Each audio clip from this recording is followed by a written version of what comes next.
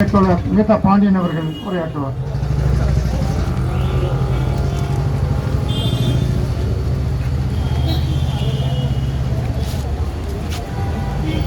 மதுரை மனநல மக்கள் கூட்டமைப்பு சார்பாக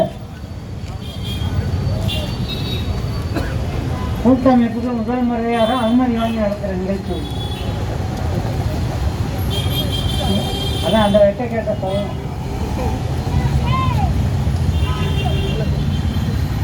இந்து முன்னணி நடத்தக்கூடிய முருக பக்தர்கள் எனும் போர்வையை போற்றிக் கொண்டு ஒரு மதவெறி அரசியலை முன்னெடுக்கக்கூடிய மிக வெளிப்படையாக பாரதிய ஜனதா களம் கோர்த்திருக்கிற இந்த மாநாட்டை தடை செய்ய வேண்டும்.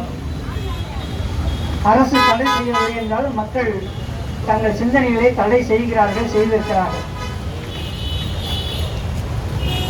ஜனவரியில இருந்து திருப்பரங்குன்ற பிரச்சனை ஓடிக்கொண்டிருக்கிறது. இது 6வது மாதம். இந்த 6 மாதத்தில் 144 தடை உத்தரவு இருக்கும் பொழுது இந்து முன்னணி ஒரு மிகப்பெரிய மாநாடு போல ஒரு நிகழ்ச்சியை நடராஜ் திரையரங்கத்தில் நடத்தினார்கள். பக்கத்தில் அதற்கு நீதிமன்றமே அனுமதி கொடுத்தது. காவல்துறை மறுத்தது, நீதிமன்றம் அனுமதி கொடுத்தது. அதற்கடுத்து நாம் கேட்கும் 9ஆம் தேதி ஒரு நல்லிணக்க மாநாடு, மக்கள் ஒற்றுமை மாநாடு, மதச்சார்பற்ற சக்திகள், மத நல்லிணக்க சக்திகள் இவர்கள் எல்லோரும் சேர்ந்து நடத்துகிற மாநாடு என அனுமதி கேட்டோம். காவல்துறை மறுத்தது, நீதிமன்றம் நமக்கு மறுத்தது. அன்னைக்கு ஜனநாயகம் பேசுவதற்கு மதுரை கிளை, உயர்நீதிமன்ற மதுரை கிளை தயாராக இல்லை. ஆனால் இன்றைக்கு ஏதோ 22ஆம் தேதி அவர்கள் முருக பக்தர்கள் மாநாடு என்ற பெயரில் முருக பக்தர்களுக்கு ஒரு அழைப்பு கொடுக்கிறார்கள் எனதான் நாம் நினைத்துக் கொண்டிருந்தோம். ஆனால் 10ஆம் தேதியில் இருந்து 12 நாட்கள் அவர்கள் அந்த இடத்துல முகாமிடுகிறார்கள். அந்த 10 நாட்களும் அறுபடை வீடுகளுடைய வடிவங்களை அங்கே வைத்து காலையும் மாலையும் பூஜை செய்வது என அனுமதி கேட்கிறார்கள். மதுரை மாநகர காவல்துறை அனுமதி மறுத்தது. நாங்கள் அனுமதி கொடுக்க முடியாது என மதுரை மாநகர காவல்துறை சொன்னது. அவர்கள் நீதிமன்றத்துக்கு போகிறார்கள். நீதிபதி கிட்டத்தட்ட இந்து முன்னணியினுடைய அறிவிக்கப்படாத தலைவராக கேட்கிறார், ஏன் நீங்க அனுமதி கொடுக்க மாட்டீங்க? திராவிட முன்னேற்ற கழக அறநிலையத்துறை முருக பக்தர்கள் மாநாடு பழனியிலே நடத்தினீர்களே, இவர்கள் நடத்தினால் உங்களுக்கு என்ன நட்டம்? இவர்கள் நடத்தும் பொழுது அறுவடை வீடுகளை வைத்தால் உங்களுக்கு என்ன பிரச்சனை? ஜனநாயகம் இல்லையா? ஏப்பா, எங்க ஜனநாயகம் பத்தி நீ கவலைப்படலையா? நாங்க இங்க தலித்தர்களுடைய பட்டியல் சமூகம் பாதிக்கப்பட்ட பொழுது, படுகொலை செய்யப்பட்ட பொழுது அனுமதி கேட்டால் அனுமதி கிடையாது.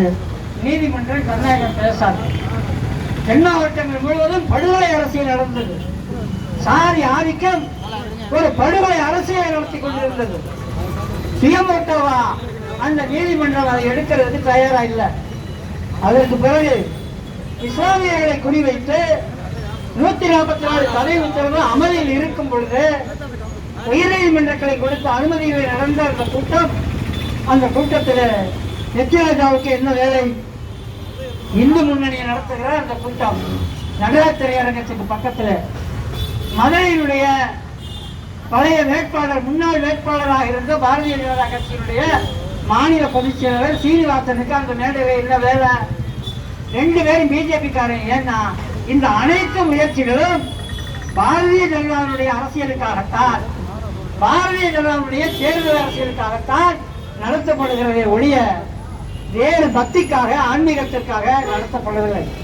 இங்கே தோழர்கள் சொன்னது போல வைகாசி விசாகம், நீங்க அப்படியே பழங்காலத்தம் போய் நின்னீங்கன்னா, பெரியார் பஸ் ஸ்டாண்டு போய் நின்னீங்கன்னா, வேறு குத்திக்கிட்டு அளவு குத்திக்கிட்டு திருப்பூர் துணைக்கு அலையா போயிட்டு இருக்காங்க.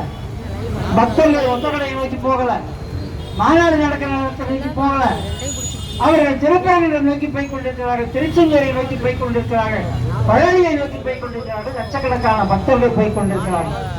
பக்தி உள்ளவர பக்தர்கள் அந்தந்த கோயிலை நோக்கி செல்கிறார்கள். அவர்களை அரசியல் ரீதியாக தங்களை நோக்கி திருப்புவதற்கு இப்படி ஒரு மாநாட்டை இந்து முன்னணி என்கிற அமைப்பின் மூலமாக தொடங்கி இப்ப நயினார் நாகேந்திரன் பேட்டி கொடுக்கிறார். அடிக்கல் நாட்டும் போது என்ன பேட்டி கொடுக்கிறார்? 5 லட்சம் பேரை திரட்டுற பொறுப்பை இந்து முன்னணி எங்கள் கையிலே ஒப்படைத்திருக்கிறது. உனக்கு என்ன எங்க வேலை? நீ தேர்தல் ஆணையத்தில் பதிவு செய்யப்பட்ட ஒரு அரசியல் கட்சின்னு சொல்லிக்கிற வெக்கம் இல்லாம, நீ தேர்தல் ஆணையத்தில் பதிவு செய்யப்பட்ட ஒரு அரசியல் கட்சி. அந்த பாரதிய ஜனதா இந்து முன்னணி மாநாட்டுக்கு அவன் 5 லட்சம் பேரை திரட்டு பேட்டி கொடுக்கிறான். நயனார் நாகேந்திரன் வெளிப்படையாக தெரிகிறது. இப்ப நேற்று வந்து அமித்ஷா சொல்றார், அமித்ஷாவுக்கும் திருப்பரங்குன்ற மலையில இருக்கிற சிக்கந்தர் தர்காவுக்கும் உனக்கு என்னடா சம்பந்தம்? உனக்கு இங்க என்னடா முதல் தமிழ்நாட்டுக்கு உனக்கு என்னடா சம்பந்தம்? சிக்கந்தர் தர்கா விஷயத்தை சொல்லி தூண்டக்கூடிய ஒரு வேலையை, மதவெறியை தூண்டக்கூடிய, இஸ்லாமிய வெறுப்பை தூண்டக்கூடிய வேலையை அமித்ஷா நேற்று தொடங்கி வைத்து விட்டு போயிருக்கிறார். இதுவரை நடந்ததெல்லாம் சில்லுண்டிகள். இந்து முன்னணி காடேஸ்வரா, நயினார் நாகேந்திரன், எச் ராஜா, ராம சீனிவாசன் சில்லுண்டிகளா நடத்திட்டு இருந்தாங்க. இப்ப அமித்ஷாவே வந்து நேற்று மதுரையில உட்கார்ந்து இந்த முருக பக்தர்கள் மாநாட்டை பலப்படுத்த வேண்டும். ஏன்? இங்க மதுரையை கைப்பற்றுவது அவர்களுடைய நோக்கம். மதுரையை தேர்தலிலே கைப்பற்றுவது அவர்கள் நோக்கம். தேர்தல் ரீதியாக வெற்றி அடைவதற்காக அவர்கள் கையில் எடுத்திருக்கிற ஆயுதம் முருகன். சரி, மதுரையில் மட்டும்தான் செய்யறாங்களா?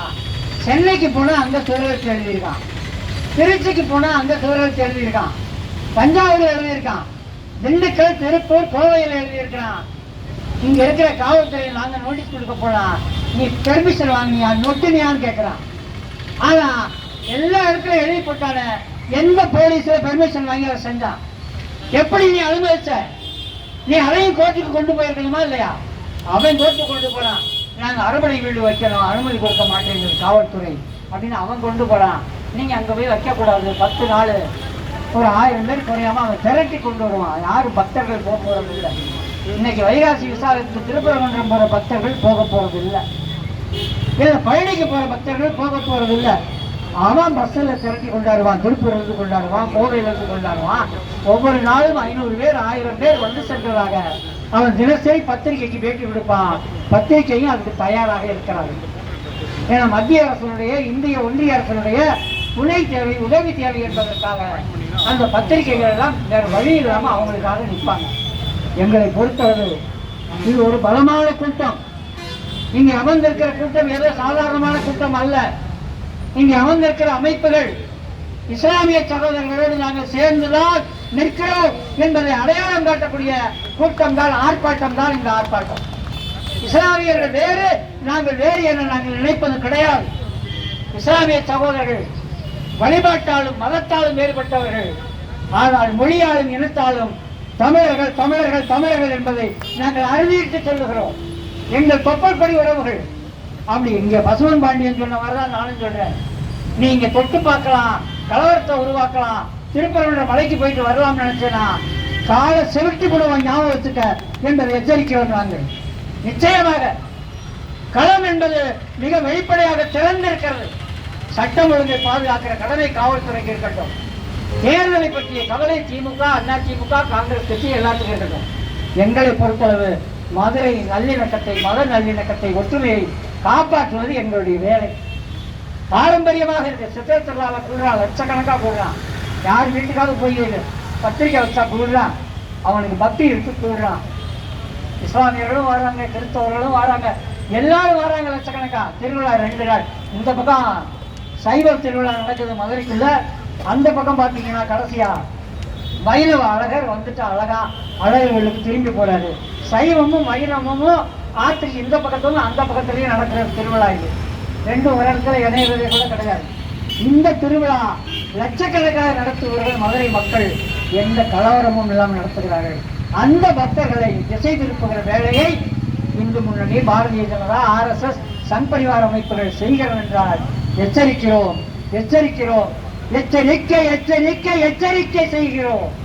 எச்சரிக்கை எச்சரிக்கை எச்சரிக்கை செய்கிறோம். எச்சரிக்கை எச்சரிக்கை எச்சரிக்கை செய்கின்றோம். எச்சரிக்கை எச்சரிக்கை எச்சரிக்கை செய்கிறோம். எச்சரிக்கை எச்சரிக்கை எச்சரிக்கை செய்கின்றோம். மதவெறியை அனுமதிக்க மாட்டோம் என்று எச்சரிக்கை செய்கிறோம். மதவெறியை அனுமதிக்க மாட்டோம் என்று எச்சரிக்கை செய்கிறோம். RSS பயங்கரத்தை எதிர்ப்போம் என எச்சரிக்கை செய்கிறோம். RSS பயங்கரத்தை எதிர்ப்போம். இந்த கூட்டமைப்புல புரட்சிகர அமைப்புகள் இருக்கிறார்கள். வழக்கறிஞர்களும் போய் பெட்டிஷன் கொடுத்துருக்கான். மாவோயிஸ்டுகளும் நக்சல்களும் இங்க வந்து கலவரத்தை உருவாக்கி மாநாட்டை தடை செய்ய பாக்குறாங்கன்னு. எங்க மின்னல் வர நினைக்கிறான். நீ மாவோயிஸ்டா நக்சலாப்பா? கிடையாது. அவர் ஒரு ஜனநாயக சக்தி. நீங்க அமர்ந்திருக்கிற ஏராளமான எங்க சின்னப்ப தமிழர், எங்க மூத்தவர் உட்கார்ந்து இருக்கிறார். தமிழுக்காகவே வாழ்ந்து கொண்டிருக்கிற சின்னப்ப தமிழர் பெரம்பூர்ல இருந்து இங்க வந்திருக்கிறார் போராட்டத்தில். தேனியிலிருந்து நம்முடைய மதியவன் இருமுறை வந்திருக்கிறார் இந்த ஆர்ப்பாட்டத்தில். மக்கள் அதிகார கழகம், மக்கள் அதிகாரம், இன்னும் புரட்சிகர அமைப்புகள், திராவிடர் விடுதலை கழகம், இங்க இருக்கிற இஸ்லாமிய அமைப்புகள், தமிழ் புலிகள், விடுதலை சிறுத்தைகள், ஆதித்தமிழர் பேரவை, திராவிட தமிழர் கட்சி என இங்கே அமைந்திருக்கிற வந்திருக்கிற அமைப்புகள் எல்லோரும் கருத்து ரீதியாக நோக்க ரீதியாக வேறுபட்டவர்கள். அனுபவங்களில் வேறுபாடு மேலா கீழே இருக்கலாம். ஆனால் நாங்கள் சொல்லுகிறோம், நாங்கள் ஒன்றாக நிற்கிறோம். நாளை தேவை என்றால் வீதிகளிலே இந்த எண்ணிக்கை ஆயிரக்கணக்கிலே கூடும் என்பதை எச்சரிக்கையாக சொல்லி